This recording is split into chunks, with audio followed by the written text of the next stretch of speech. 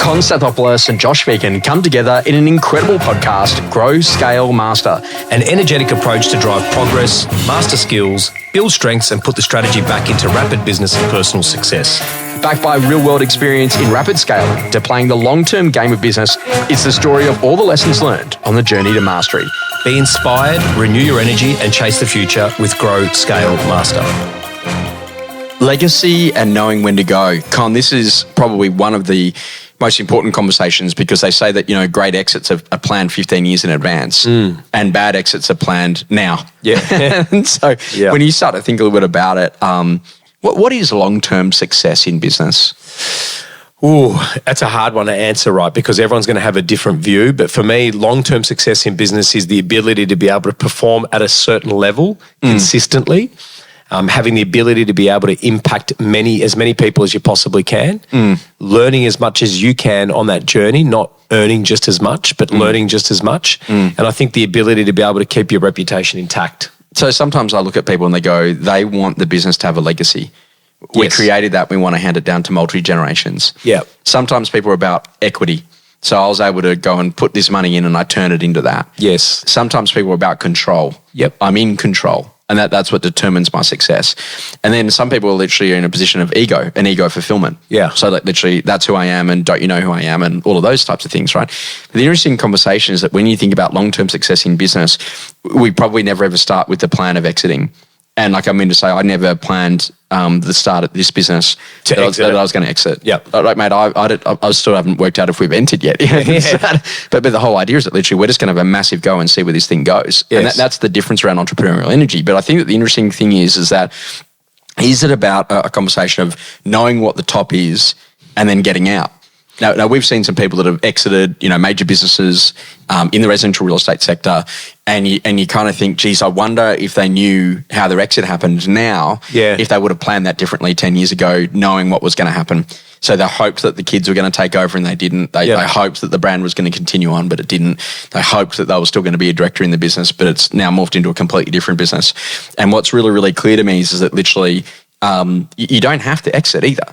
My dad will tell you this story. He retired at 55. He came back at 60. Yeah. And he said to me, Josh, I aged 20 years in that 5 years. Yeah. We got him back listing and selling residential real estate. He's still doing it today.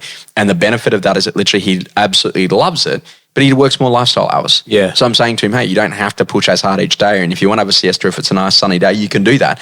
But you know what? The other days he's actually in there and he's working. But you know what? You can't go from a purpose-driven life to zero purpose all of a sudden when work was a major part of that. Yeah, I totally agree with that. And I saw my father did that when he retired. He did the same thing. And Mum got him renovating every single room of the house to keep him moving and not getting fat and, lazy and complacent. Yeah. I think it's an interesting one. I definitely agree with the sentiment of building it to be able to sell it, to exit. You need to have the end in mind. And that should be done every day, right? Because Correct. if something happened to you, touch wood, then the business needs to be saleable. Absolutely, totally agree. So you've got to be prudent, you've got to be diligent with that planning. But when's the right time to get out of the top?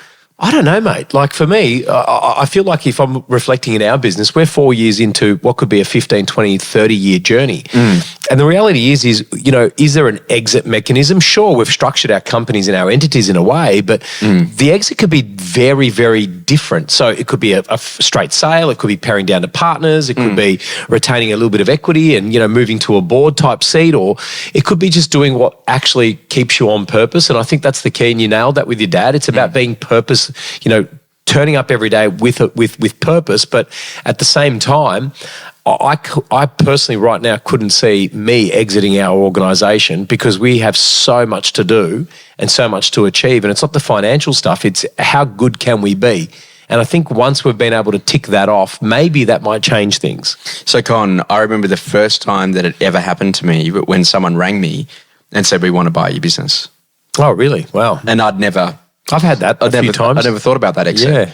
And I was like, Did you get excited or? No, so what I did is I got on the phone and I rang a great mentor. Yeah. There's a guy by the name of Paul Breen. And I said, Paul, I got to tell you, someone just rang and they've said that they want to buy my business. I said, it's going to be a phenomenal opportunity and blah, blah, blah, blah, blah. He said, Josh. I said, yeah. He goes, man, I'm going to tell you. He said, I want you to replace the word opportunity. And then he put a couple of words that we probably can't say on the podcast. That every single time says they've got a really big opportunity, what they're actually saying is that they've got a really big problem that they need to solve, that by buying you is a cheap solution. Yep. And he said, you know what? There's nothing you can't offer them in terms of consulting. Go and consult to fix the problem. Don't let them buy your business to fix the problem. Yeah, that's a great piece of advice. And I think that this is the interesting conversation, is that what it actually gets you, though, is that literally, sometimes people go, oh my God, I'm just going to exit. And they exit overnight, but they actually really haven't thought about it. And so when you're thinking about this legacy piece, what I always know is that you got to keep on pushing for growth. Yes. So you need to be growing in some way, either personally or inside of the business, or what the business is doing next, to keep it fresh and keep it energetic. But you got to, stick to the core of what a great business is all about. And what we understand is that time is limited, but opportunity is not. Correct. How many rent rolls have you been offered in the last year versus how many rent rolls were you offered in the 3 years prior? I've been offered 7 or 8, and that's probably the exact number in the last 3 years. And so the interesting conversation is that what you're actually seeing is that there's a business cycle, which means exit because cost of capital was high. Spot on. In the previous business cycle, no one was selling because everyone thought was post-COVID, everyone made so much money, so they thought, you know what, I'll just stay on for another year or two. And so this is that whole conversation, is that, if the opportunity is not limited, then you've got to define your north and go for it. Yeah. So touch wood, but if you died today and you turned around and you said, okay, great, what's the last 4 years been like for you? What's the last 17 years been like for me? Mate, I can absolutely tell you, I would not have regretted a single minute of the things that we've actually done. Totally agree. We've had to throttle absolutely maxed. Haven't hit the brakes. It's been unbelievable to do. Yeah, and even when you've made those mistakes, right, along the way, they're all the things that you look back on now, and I look at all the mistakes we've made, and we've made a lot of them, right? But I look at those and go, they're all part of the stacking or the layering of your growth and of the success story. So even though, I think sometimes people can get very disheartened very quickly and make snap decisions. I look at my business partners that have sold their businesses and merged into our organisation. They haven't done it because they're fallen out of love with real estate.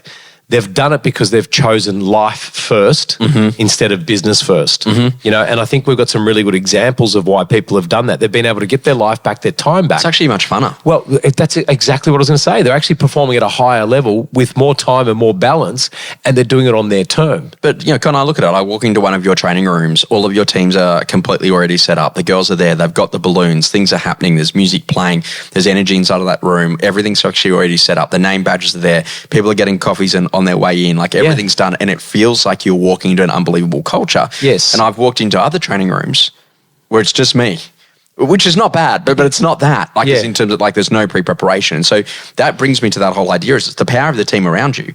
So you can have a really sustaining business if you have really good quality people around you, and dare I say it, that you continue to allow that team to evolve, and grow, which may actually mean changing some key personnel inside of that team over time. Yeah. Because literally, there's the old school saying, the people that got you here are not the people that take you there.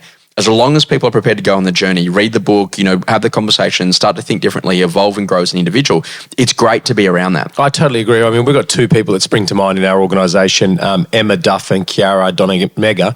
I hope I haven't butchered that, Kiara, but they start off in our sales support role, and now Kiara's moved into a sales operations role, and Emma's moved into a HR people and culture role, and it's been incredible to see their growth. We thought that there'd be a massive gap left in their previous role, but it's allowed people to come in and actually grow into that whilst they can grow into their new role, which takes pressure off the business, which actually makes the people in our organisation feel like they've got better level of service, faster speed, all the things that are actually going to help people on that journey. So I totally agree. But we said it in the last podcast, right? We said about spending time taking a notepad and pen and actually writing down all the things that you need to do.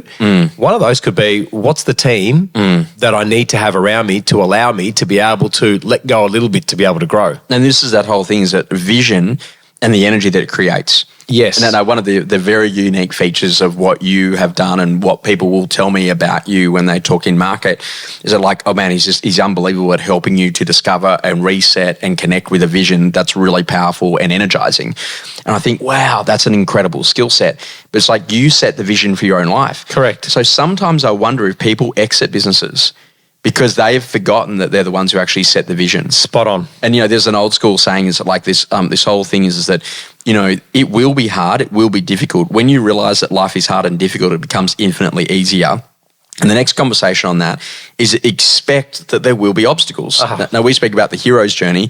The hero can't be successful if they're not even going to remotely face some level of challenge. Correct. So you got to think that they're nearly going to die. And that's the tension in Woody and Toy Story. That's right. But like what I want you to think about is that literally, what will you be remembered for? Yeah. Because like literally, if this is the last day here on Earth, man, I can't wait in some respects to turn around at that moment and see what will people say about the era of when Josh Phegan was in training. What was that like? What was that experience like during that time? What was he like as a person? And this is that difference of the eulogy values versus the resume values. I totally agree with that. I mean, I was at a conference a couple of months ago and someone asked a question, and the question was, what would your business need to look like if you made the decision to stay with it for the rest of your life right now? Mm-hmm. And it got me thinking about all the things. So if I could only do what I'm doing right now, what decisions would I need to make to be able to make sure that I've got this legacy, and what would I be remembered for in terms of being able to help people? So I think it's a really good question to be asked. Experiences that rapidly shaped you. One of my favourite quotes of all time is from Phil Knight, the founder of Nike. And he says, you measure yourself by the number of people who measure themselves by you. I love that. And it just makes me think that, Josh, you are a role model. So be a role model. Yeah, correct. And that's not egotistical, but make the right decisions, do the right things, don't get involved in things you shouldn't have. Yep. Mate, I'm leaving any venue by like 9 o'clock. I just don't think good things happen after 9 o'clock, right? Like it's just don't get involved in the dangerous stuff. And I think the most important part is that that's a really important thing for the role that you actually play in life, is that you are the straight ship, the solid one. And even in choppy waters, you can guide people through some very difficult circumstances, and that's your lot in life. And it's a set of God-given talents, is your ability to remain calm in the middle of some pretty average storms. Yeah. And if you understand that, it will make a lot of difference in your ability to really get out there and make sure that you've got a lasting legacy. Yeah, I totally agree. I think for me, mate, is escape time. So what's a micro break look like? I'm not talking about a holiday. I'm talking about a break that gives you the ability to be able to refocus your vision. And so what it is that you're trying to create. So in our world, we talk about business plans and life plans. So when was the last time we recalibrated? It's like a software upgrade on your phone. Sometimes you wake up overnight and it's already been updated. When was the last time we gave ourselves the ability to have a software upgrade? Okay, and I think those escape times of those micro breaks are critical of being able to put things back into order. Almost like a defrag, if anyone can remember that your computer used to do. What was that? No. Oh, don't do that to me. My kids say that to me all the time. But that whole conversation is that the ability to provide respite in one's mind. Yes. At any given time. Yeah, I love that. Something that's changing your view. There's this whole idea like jobs to be done was the formula, and it was about this: how do I get more jobs done so the customer actually sees significant value? Now, one of the things that happened to me, it was kind of crazy. Obviously, after Blueprint, I start looking around for things to do, and what's quite funny is if you have a look at any cars or vehicles that I bought over time, they usually come due for rego at the end of August. So obviously I buy them in and around the end of Blueprint because I got nothing else to do after landing the big event for the year. Anyway, this year was pretty full on. No, I didn't buy anything. This year was really full on, and I was like, and in New South Wales you have to do a roadworthy once a vehicle hits over 5 years. That's right. And so I've got a motorbike here in Sydney, and I was like, I haven't done the roadworthy and it's going to run out of rego. I was like, oh no. So anyway, I rang up the normal Harley Davidson dealership, and they said, they've closed down. And I was like, they're gone. They've left. They're out your way, out towards Concord. Yeah. And then I was like, oh no. And so then there's a new Harley Davidson dealership that's actually been set up at Auburn. Yes. And I was like, it's only an extra 2 stops down the freeway. Yeah. I was like, I know where it is. I'm like, oh man, from my place to there and back, that's like an hour and 20 of my time. It just didn't work with what was happening logistically of where I was doing work. And so I rang the guy and I was like, oh, hey, man, I want to get my motorbike service. He goes, oh, great. And where are you based out of? I said, I'm Balmain. He goes, okay, excellent. And would you like us to pick it up tomorrow? Oh, they came and picked up the bike. I was like, yeah, that'd be great.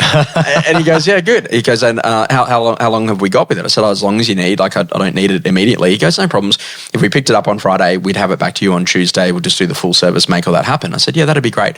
I said, look, I'm actually not going to be here. I'm going to be away, but I've got an amazing lady in my life called Mrs. Packer, and you can ring her, and she's got keys to my house, and she can meet you. So I was away down in Melbourne doing work. Mrs. Packer opened up the garage. The Harley guys came and grabbed the motorbike. They went and serviced the motorbike, cleaned it, brought the motorbike back. I paid the servicing fees, all the above. Mrs. Packer met them. The bike's dropped back in. I've turned back in on the Friday night, none the wiser. that bike is fully serviced, roadworthy, and ready to rock and roll. Wow, I love that. And That's so this is incredible. that thing is that literally the customer's prepared to pay. Yes. Now, whether or not it would happen to be included in that service with them as their first time as a customer experience, but whether or not it's a $50, $100, $300, You would have done it anyway. I would have done it anyway. Yeah. And this is the big thing is that literally what you've got to do is that literally you've got to learn how to identify what are areas that people actually really find frustrating. So as an example on that, okay, great. When someone moves into a new property, we're going to rekey all of the locks. Yep. And we're going to get that done for you. So you've got one key. Yeah, my master key. And just so you know, Con, we'll keep a spare at the office so we can let ourselves in for free appraisal. But that basic idea is about doing things in a way that the customers really care about it.